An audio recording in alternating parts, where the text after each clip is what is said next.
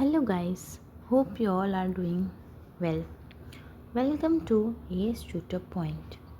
So today we'll learn micro-teaching, that is a skill-based approach to a teacher training.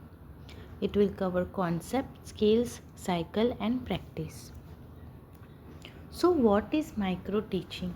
Micro-teaching is a scaled down teaching encountered in class size and class time given by Allen and Eve.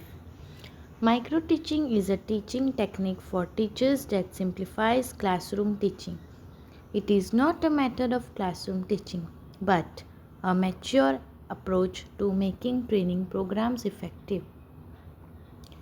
A training technique that requires a student teacher to teach a single concept using specified skills to a small number of pupils in a short duration. Small group taught to 5 to 10 students instead of a full class. Short duration using 5 to 10 minutes per lesson, not a full period. One skill or a concept focuses on a single teaching skill at a time. Cyclical process, that is plan, teach, feedback, replan and reteach. So origin and evaluation. From a Stanford pilot project to a global teacher training standard.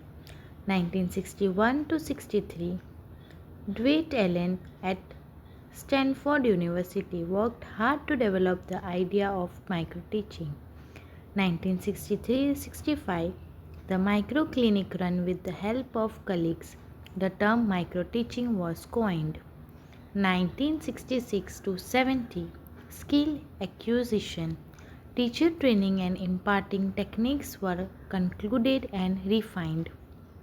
1969, Professor Allen implemented the technique on a pilot basis at Stanford Center for Teacher. 1976, adopted across many training institutions, included in college teaching practice. The micro-teaching cycle, it has a 5 phases involved in attainment of a particular skill. First is plan. Trainee plans a micro lesson, selects a skill and content for a small unit. Second, teach. The lesson is taught to a small group of 5 to 10 students for 5 to 10 minutes. Third is feedback. Supervisor, peers and video give feedback on the lesson taught. Fourth is replan. The lesson is revised in a light and feedback received from observers. Fifth is reteach. The revised lesson is retaught to a different group. Re-feedback given. Core teaching skills practiced. Set induction. Introducing the class or introducing the lesson and gaining attention. Questioning skills. Fluency probing and higher order questions. Stimulation, variation, varying voice, gestures and movement, reinforcement, encouraging correct responses, illustrating with examples, making content clear and concrete, explaining skills, clarity, continuity and relevance, silence and non-verbal cues, using pause and body language, closure, consolidating and ending the session. Questioning skills, what to avoid, yes or no questions. Is this figure a square? Doesn't make students think. Suggestive questions, is the rubber soft or hard? Answer is embedded in the question. Echo questions, repeating a statement immediately as a question adds no value. Guessing questions, what was the name of Akbar's father? Not derivable or derivable, so students guess. Confusing questions, overly complex phrases that muddles what's really being asked. Eloquent, that is questions meant to impress rather than genuinely check understanding. Question in fluency skills, linguistically pure, grammatically correct and clearly worded questions. Short and clear, concise questions asked within a limited time. Relevant to topic, logical and sequential, tied closely to the class, to the lesson. Example: who among you knows who the current Prime Minister of India is?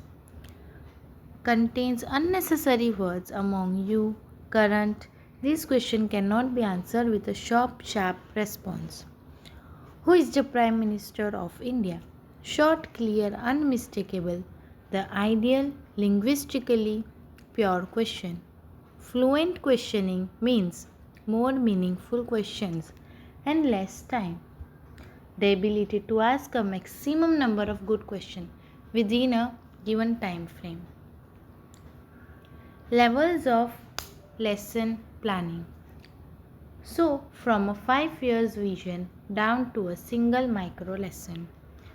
First, annual planning, a broad long term plan of what will be covered across the year. Second is unit planning, discrete planning for a chapter or topic within the year plan. Third is daily or detailed planning, day to day lesson planning, content, method, and steps.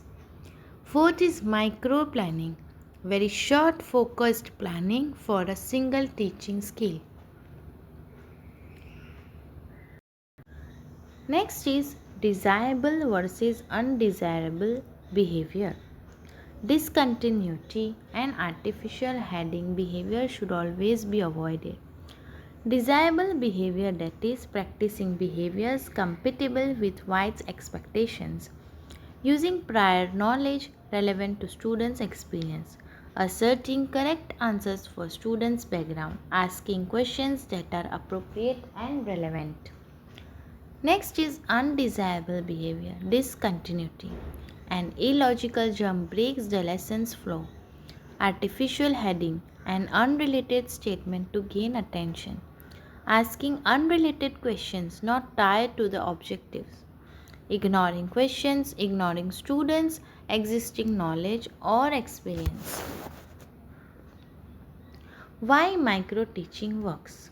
Key advantages for trainee teachers and institutions. Build confident, a safe practice space free of peer and classroom pressure. Real immediate feedback. Supervisors and peer give focused, actionable and feedback. One skill at a time. Learning is not diluted. Mastery builds systematically. Saves time and effort. Short lessons economize trainee and inspector time. Introspection. Video review lets trainees see their own teaching objectively. Bridges theory and practice. Turns academic learning into a hands-on classroom skill. Limitations and practical constraints. Administrative arrangements in college have to change to accommodate ongoing programs. Training college must adjust schedules to make room for micro-teaching techniques. Equipment. Success depends on videotape recorders and equipment, not always sufficient or available. Limited numbers of CCTV inspection seats means observations is not always possible. Intensive training. Trainees do not get a clear understanding of the whole teaching process at once. Feedback and skills observed sometimes do not proportionally reflects real classrooms. Micro teaching versus traditional teaching. Expect, focus, trainee attitudes and knowledge, whereas in micro teaching, trainee classroom behavior. Class size. In traditional full classroom of students, whereas in micro teaching, small group of 5 to 10 students. Content. In traditional training, whole subjects or unit taught. In micro teaching, 1 or 2 skills at a time. Time frame. In traditional training, full class period, that is 30 to 45 minutes, and in micro teaching 5 to 7 minutes. Feedback: in traditional training, general and delayed; in micro teaching, immediate, specific, and video based. Uses of micro teaching: a safe practice ground and a tool for improving classroom behavior. For pre-service teachers, build foundational classroom skills before real teaching begins. For in-service teachers, refines and updates existing classroom techniques over time. Focused behavior change isolates a single classroom behavior to improve at a time. A complementary tool works alongside, not as a replacement for, real classroom teaching. Microteaching is a scaled down teaching encountered in a class size and teaching time. So, this is it from today's session. Hope you have learned from today's session and you have learned something new. So, please like, share, and subscribe to our channel. Press the bell icon to never miss an update. Till then, keep learning and keep growing. Thanks for watching.